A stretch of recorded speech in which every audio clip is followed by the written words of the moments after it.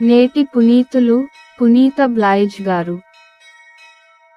Angelus Domini nunciavit Mariae.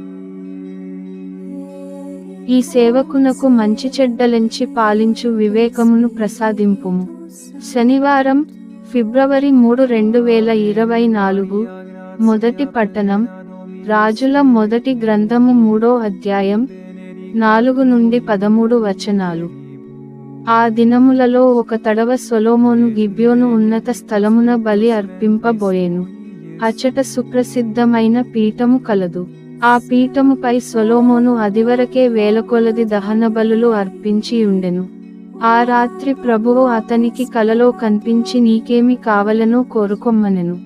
సొలొమోను, ప్రభూ, నీవు మా తండ్రి దావీదును మిక్కిలి కరుణించితివి. నీ సేవకుడగు దావీదు నీ ఆజ్ఞలను పాటించెను. నీతివర్తనుడై చిత్తశుద్ధితో జీవించెను. అతని కుమారుడే నేడు సింహాసనముపై కూర్చుండి పరిపాలనము చేయుచున్నాడనగా నీవు దావీదును నేటిదాకా కరుణించితివనుట నిక్కము కదా. ప్రభూ, ఇప్పుడు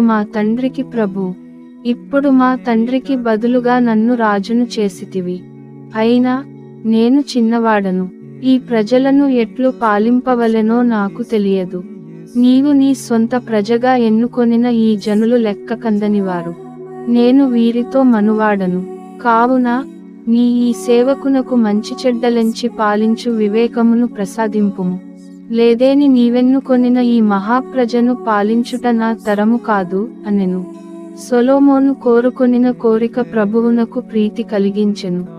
యావే అతనితో, నీవు దీర్ఘాయువునో, సిరి సంపదలనో, శత్రువినాశమునో కోరుకోవైతివి. ప్రజలను న్యాయబుద్ధితో పాలించుటకు వివేకమును మాత్రము అడుగుకొంటివి.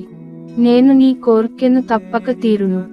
నీ ముందటి వారిలోగాని నీ తరువాతి వారిలోగాని ఎవ్వరికి లేని వివేకము, విజ్ఞానమును నీకు ప్రసాదింతును.